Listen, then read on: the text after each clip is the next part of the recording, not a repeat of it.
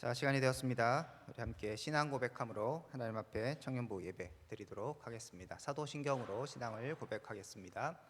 전능하사 천지를 만드신 하나님 아버지를 내가 믿사오며 그 외아들 우리 주 예수 그리스도를 믿사오니 이는 성령으로 잉태하사 동정녀 마리아에게 나시고 본디오 빌라도에게 고난을 받으사 십자가에 못 박혀 죽으시고 장사한 지 사흘 만에 죽은 자 가운데서 다시 살아나시며 하늘에 오르사 전능하신 하나님 우편에 앉아 계시다가 저리로서 산 자와 죽은 자를 심판하러 오시리라. 성령을 믿사오며 거룩한 공예와 성도가 서로 교통하는 것과 죄를 사하여 주시는 것과 몸이 다시 사는 것과 영원히 사는 것을 믿사옵나이다. 아멘. 오늘 함께 볼 말씀은 마태복음 13장 24절에서 30절입니다. 마태복음 13장 24절에서 30절입니다. 제가 읽도록 하겠습니다. 24절입니다. 예수께서 그들 앞에 또 비유를 들어 이르시되 천국은 좋은 씨를 제 밭에 뿌린 사람과 같으니 사람들이 잘 때 그 원수가 와서 곡식 가운데 가라지를 덧뿌리고 갔더니 싹이 나고 결실할 때에 가라지도 보이거늘 집주인의 종들이 와서 말하되 주여 밭에 좋은 씨를 뿌리지 아니하였나이까. 그런데 가라지가 어디서 생겼나이까.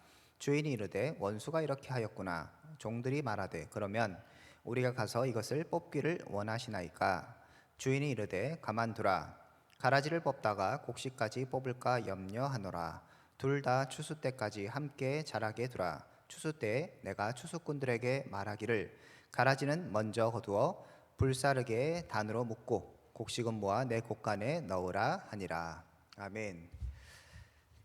자, 오늘 말씀은 우리 13장에서 시작된 그 비유의 두 번째 비유입니다. 우리 첫 번째 비유에서는 씨 뿌리는 비유, 네 가지 밭이 있었고 그 밭에 대해서 씨가 뿌려졌을 때 어떻게 되는가, 이 부분이 주로 내용이었고요.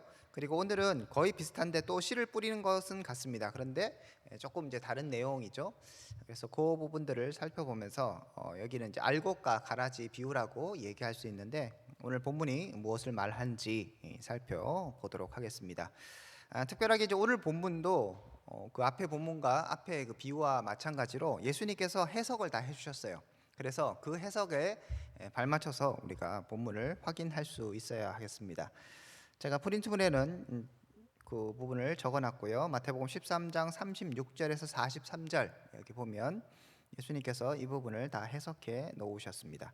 이렇게 해석하신 이유는 지난번에도 말씀드렸던 것처럼 이게 이제 원래 알레고리적 해석이라고 해서 이렇게 연상을 하는 어떤 정확한 근거가 없어요. 그냥 이렇게 하는 겁니다. 그래서 예수님께서 다르게 해석하지 말라고 분명하게 이것은 이것이고 이것은 저것이다 라고 설명을 이제 해주시는 겁니다. 그리고 또 한 가지, 제가 지난주에도 말씀드렸던 것처럼 비유는 너무 깊게 파면 안 된다. 비유가 이야기하고 싶은 목적이 있다라고 말씀드렸습니다. 그것이 무엇인가를 정확하게 파악하는 것, 이것이 핵심 해석의 키라고도 말씀드렸습니다. 그 두 가지 사실을 우리가 생각하면서 오늘 비유를 먼저 좀 해석하고 그리고 이것이 무슨 뜻인가 확인하도록 하겠습니다. 자, 제자들이 예수님께 이 비유를 물어요. 36절에 보면 이에 예수께서 무리를 떠나서 집에 들어가시니 제자들이 나와 이르되 밭의 가라지의 비유를 우리에게 설명하여 주소서라고 얘기합니다.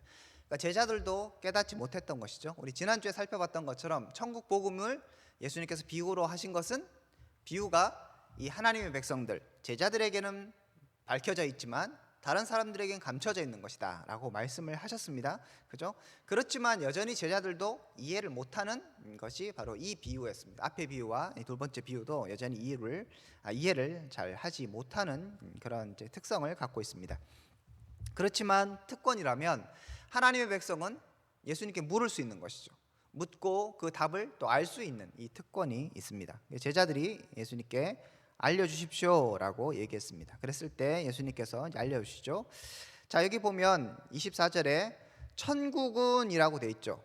예수님께서 비유를 드시는데 천국은 좋은 씨를 제 밭에 뿌린 사람과 같다라고 얘기합니다. 오늘 얘기는 무엇에 관한 이야기? 천국에 관한 이야기입니다. 물론 앞에 얘기도 천국에 관한 이야기고요. 그래서 이 비유가 계속적으로 천국에 대해서 얘기하고 있다라고 여러분 이해하시면 되겠습니다. 자, 이 천국에 대해서 얘기하는데 천국은 좋은 씨를 뿌린 것과 같다, 그런 사람과 같다라고 얘기합니다. 자, 씨가 또 나오죠. 근데 여기서는 이제 좋은 씨라고 얘기합니다. 그러니까 씨가 좋으니까 결과가 당연히 좋아야겠죠. 그리고 씨의 목적은 당연히 열매를 맺는 것입니다. 씨를 뿌렸습니다. 자, 그래서 성경에 보면 그 해석, 예수님께서 해주신 해석에 보면 37절에 좋은 씨를 뿌리는 이는 인자라고 얘기합니다. 예수님께서 이제 씨를 뿌리시는 것이죠. 다시 말해서 말씀이라고도 생각할 수 있겠고 뭐 여러 가지 생각할 수 있습니다. 씨는 이제 말씀이 아니라 참 천국의 아들들이라고 얘기하고 있죠. 38절에 밭은 세상이고 좋은 씨는 천국의 아들들, 가라지는 악한 자의 아들, 그리고 가라지를 뿌린 원수는 마귀, 추수 때는 세상 끝, 추수꾼은 전사. 이렇게 지금 얘기하고 계시죠. 그래서 하나님께서 하나님의 백성을 이제 키우고 계시는 거죠. 좋은 씨, 그러니까 하나님의 백성인 거예요. 그렇게 세상에 하나님의 백성들을 뿌려 놓으셨습니다. 그래서 이제 잘 자라고 있는 것이죠. 그런데 그 중에 가라지가 나오게 됩니다. 그러니까 좋은 씨앗에서 나올 수 없는 다른 결과물, 안 좋은 열매들이 지금 나오고 있다는 것이죠. 그래서 지금 가라지가 나오고 있어서 종들이 왜 가라지가 나왔습니까? 얘기하니까 예수님께서 주인이 원수가 이렇게 하였다. 원수는 누구였어요? 사단이죠, 그죠? 사단이 이렇게 했다고 얘기하고 있고, 그러면 종들이 가라지가 있으니까 가라지는 주인이 원하는 것이 아닙니다, 그죠? 다시 말해서 하나님의 나라의 백성이 아닌 거예요. 지금 이 가라지는 악한 자들의 아들이라고 되어 있죠. 그래서 이 악한 자들 없애버릴까요? 이렇게 얘기를 한 겁니다. 그때 주인의 반응은 무엇이었습니까? 가만두라. 29절에 보면 뽑다가 곡식까지 뽑을까 염려한다. 이걸 제거하다가 원래 좋은 씨, 하나님의 백성들을 다치게 할까 염려되니까 그냥 놔두고 나중에 추수 때, 이 추수 때는 세상 끝, 그죠? 세상 끝, 그때 결실하자, 이렇게 얘기하는 내용이 바로 오늘 본문의 내용입니다. 본문을 해석하면서 여러분 한 가지 좀 주의해야 할 것은, 여기서 천국이라고 했잖아요. 우리가 천국이라는 의식을 너무 이제 죽어서 가는 곳 이렇게 생각하면 오늘 본문이 해결이 안 됩니다, 그죠? 천국에 막 가라지, 다시 말해서 악인들이 막 와 있어, 이건 안 되잖아요, 그죠? 그런 거 아니라 천국은 여러분 잘 아시는 것처럼 이 땅에 임한 하나님의 나라, 하나님의 통치를 얘기하는 것이죠. 여러분 기억하십니까? 그리고 마태복음 12장에 이미 예수님께서 이 말씀 하셨어요. 마태복음 12장 28절에 이렇게 얘기합니다. 그러나 내가 하나님의 성령을 힘입어 귀신을 쫓아내는 것이면 하나님의 나라가 이미 너희에게 임하였느니라. 기억나십니까? 예수님이 귀신을 쫓을 때 바리새인과 이런 사람들이 바알세불의 왕을 힘입어서 귀신을 쫓는다, 이렇게 얘기했을 때 예수님께서 아니다라고 말씀하시면서 내가 이렇게 성령의 능력으로 일을 행하고 있으면 이미 하나님의 나라는 너희에게 임한 것이다.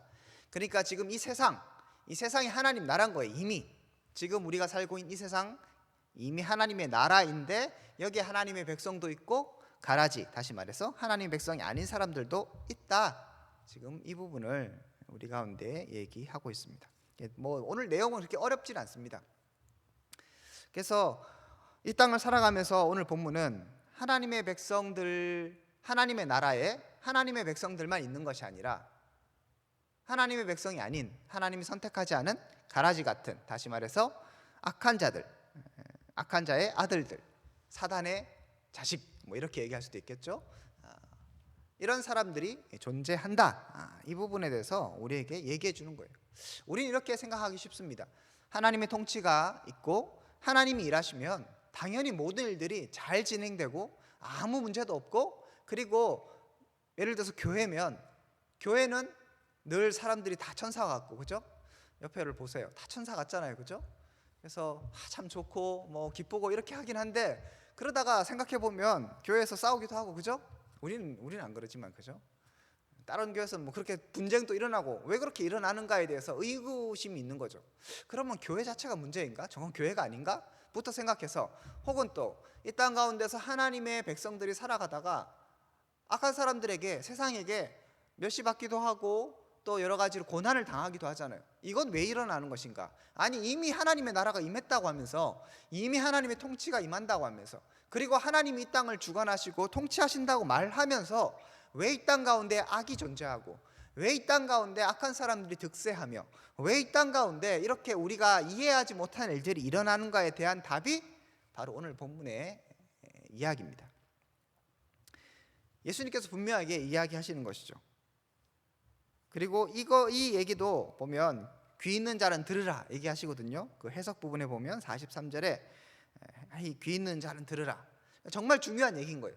하나님의 나라가 씨 뿌리는 비유처럼 그렇게 30배, 60배, 100배 결실을 맺으면서 능력 있게 퍼져나가는 하나님의 나라 특성과 함께, 하지만 그 하나님의 나라를 방해하는 악한 사단의 세력들이 있고, 그 세력들이 계속적으로 하나님의 나라를 방해하고 있는 것이죠.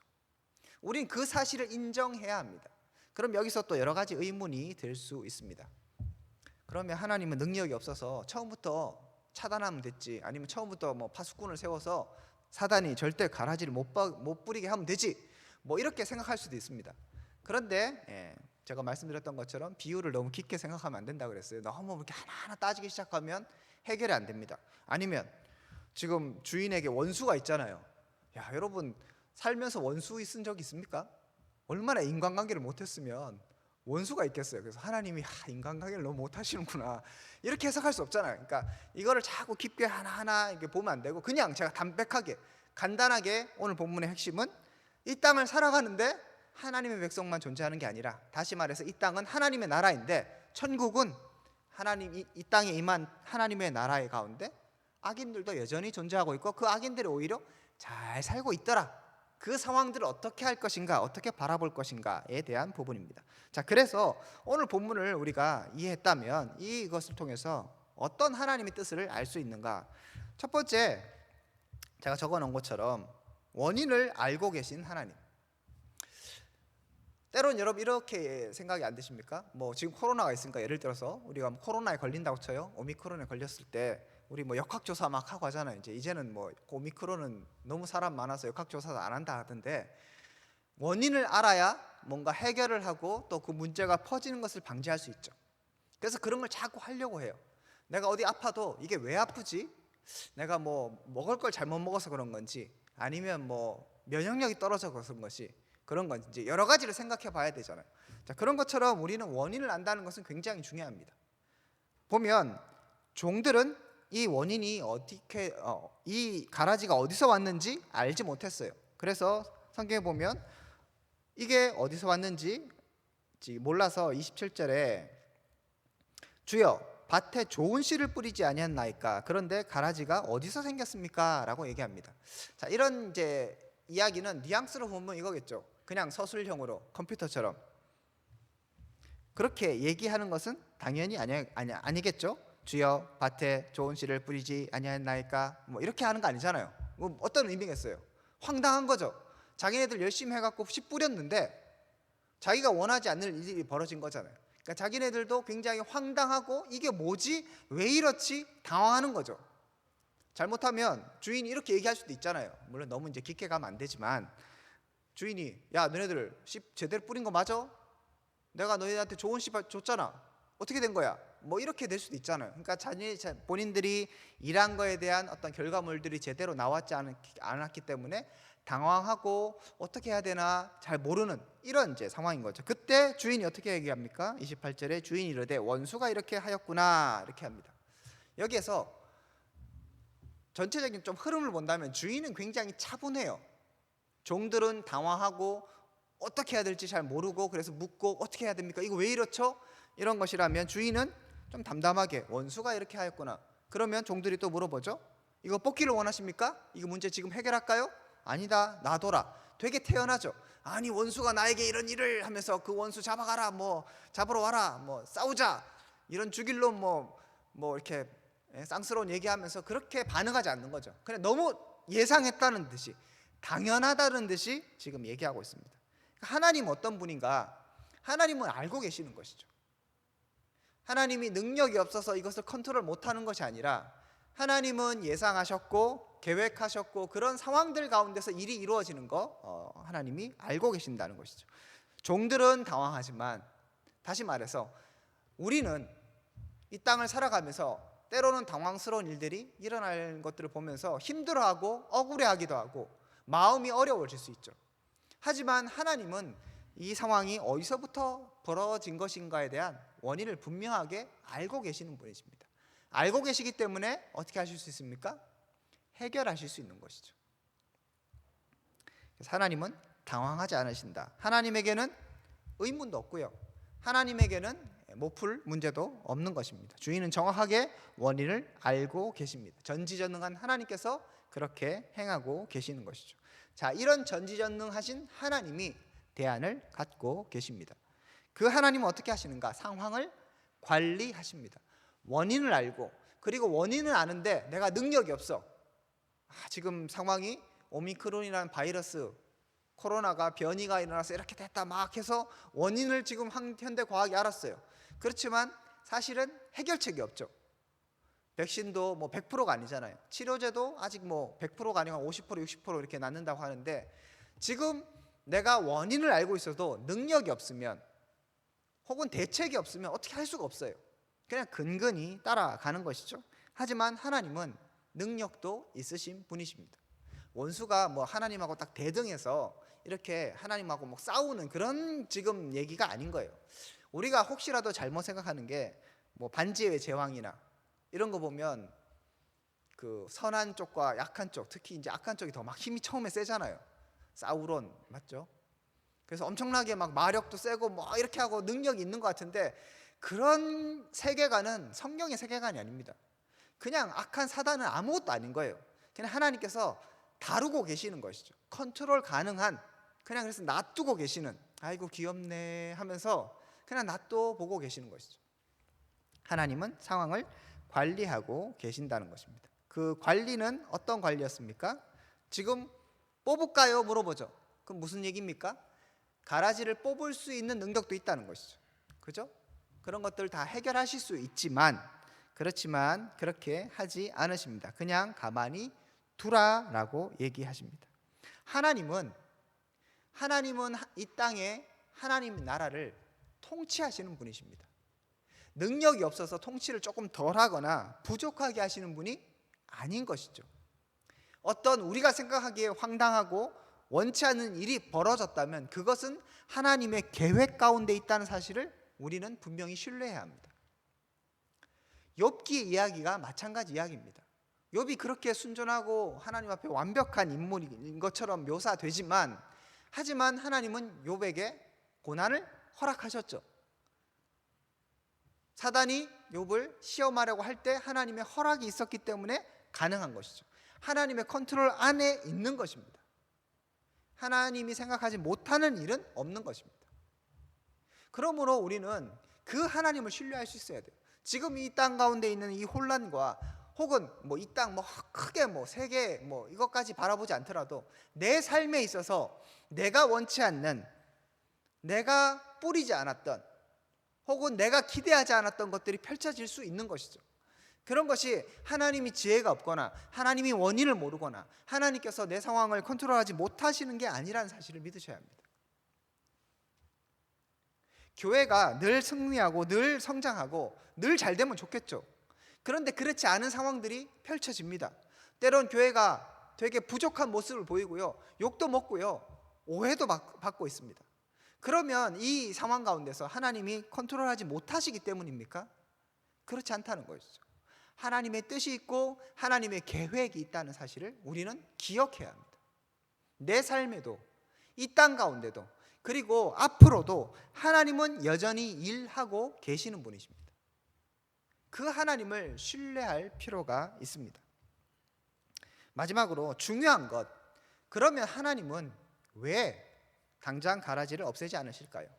다시 말해, 왜 하나님은 이 땅에 문제가 발생했을 때, 우리가 생각했을 때 불합리하다고 생각하는, 이건 아니잖아 라고 생각하는 일들에 대해서 왜 관여하지 아니하시고 개입하지 아니하시고 그냥 놔두실까요?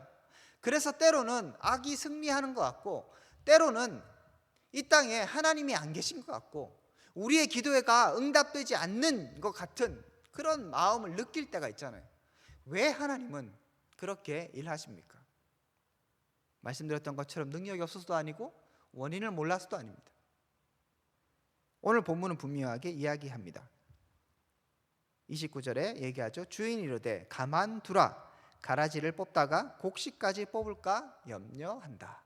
곡식이 무엇입니까? 하나님의 백성. 그죠? 주인의 관심은 지금 어디에 있습니까? 가라지에 있습니까? 아니요, 가라지 관심 없어요.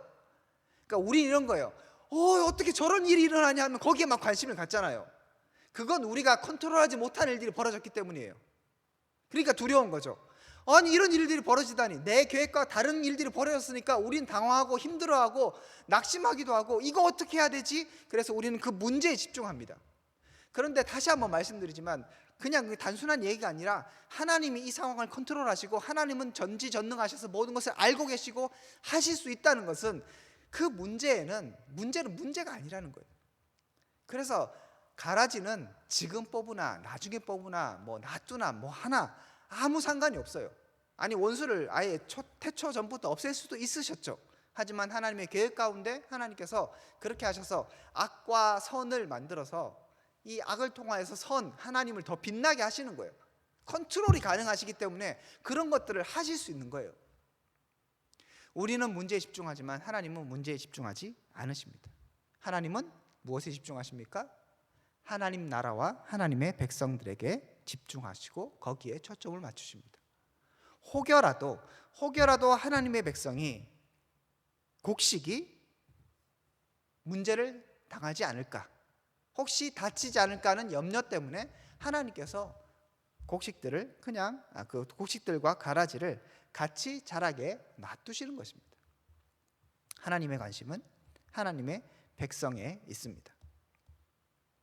우린 때로 하나님을 염려하기도 하고 이 세상을 염려하기도 하고 내 상황을 염려하기도 합니다.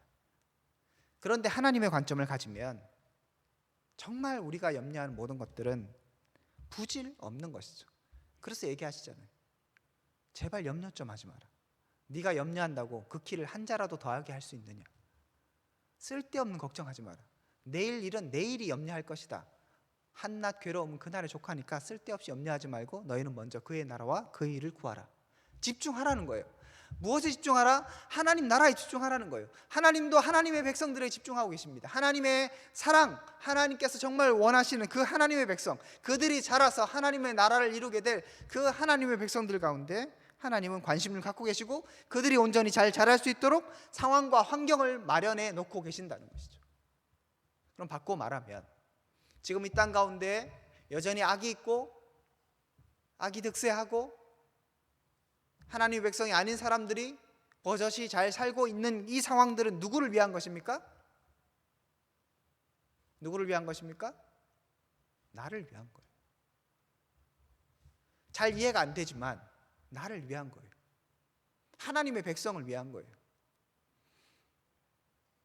이 땅이 때로는 불합리하게 돌아가는 것 같은 그 상황들, 내가 생각할 때 이렇게 하면 될 것 같은데 내 예상대로 하면 될 것 같은데 하는 그런 여러 가지 요소들, 그것들을 하나님께서 남겨두신 이유는 누구 때문이다?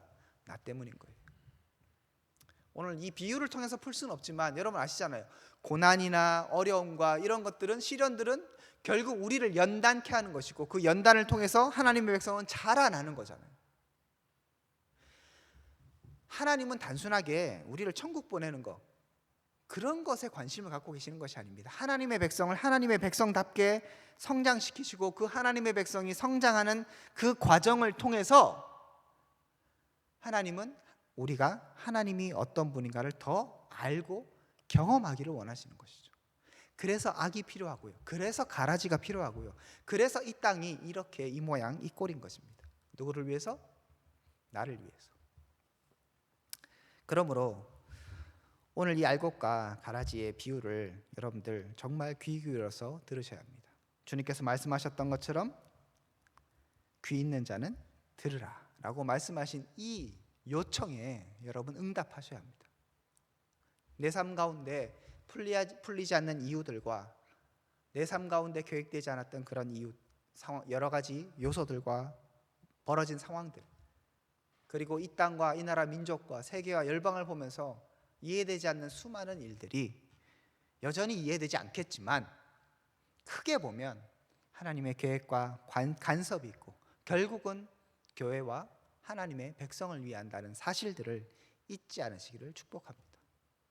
의인은 믿음으로 살아가는 것입니다.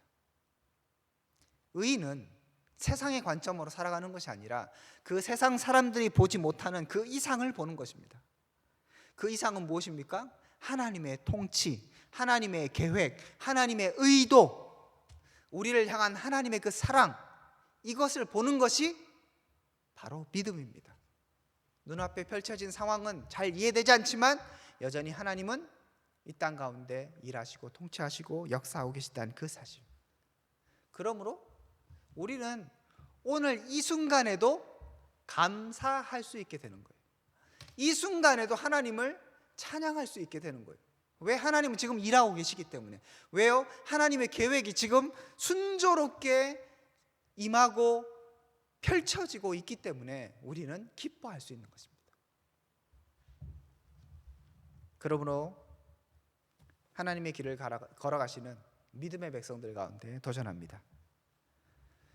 하나님을 바라보시고 믿음을 가지십시오. 그리고 내 상황과 환경과 상관없이 주님을 찬양하고 기뻐하시길 바랍니다. 하나님은 승리하시고요. 결국 마지막 때 성경이 얘기하죠. 30절에 둘 다 추수 때까지 함께 자라게 하지만 때까지가 있어요. 분명히 그 한계는 있는 거예요. 그리고 추수 때가 될 때에 추수꾼에서 얘기해서 가라지는 먼저 걷어 불사르게 단으로 묶고 불사르게 되는 것이죠. 결과는 뻔하게 결정되어 있습니다.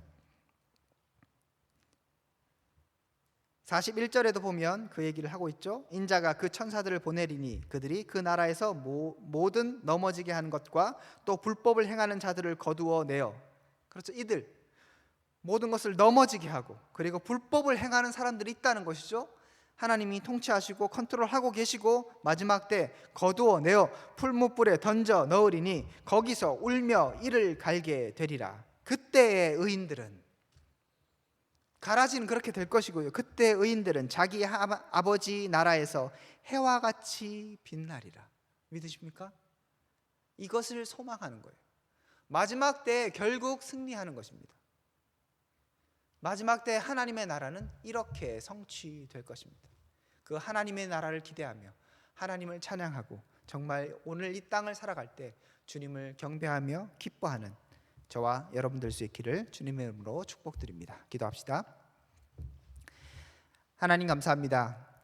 우리의 믿음의 눈을 열어 이 세상을 다시 한번 바라볼 수 있길 원합니다. 하나님이 통치하시며 하나님께서 간섭하시고 하나님이 계획하신 대로 이루어지는 이 땅 가운데 우리가 믿음을 갖고 살아가게 하시고 그 믿음을 갖고 살아갈 때 주님께 감사하고 주님께 영광 돌리는 한 사람 한 사람 될 수 있도록 함께하여 주시옵소서. 이제는 주 예수 그리스도의 은혜와 하나님의 사랑과 성령님의 교통하심이 오늘 말씀을 통하여서 다시 한번 믿음으로 살아가기로 결정하고 결단하는 하나님의 백성들 가운데 지금으로부터 영원토록 함께 있을지어다. 아멘.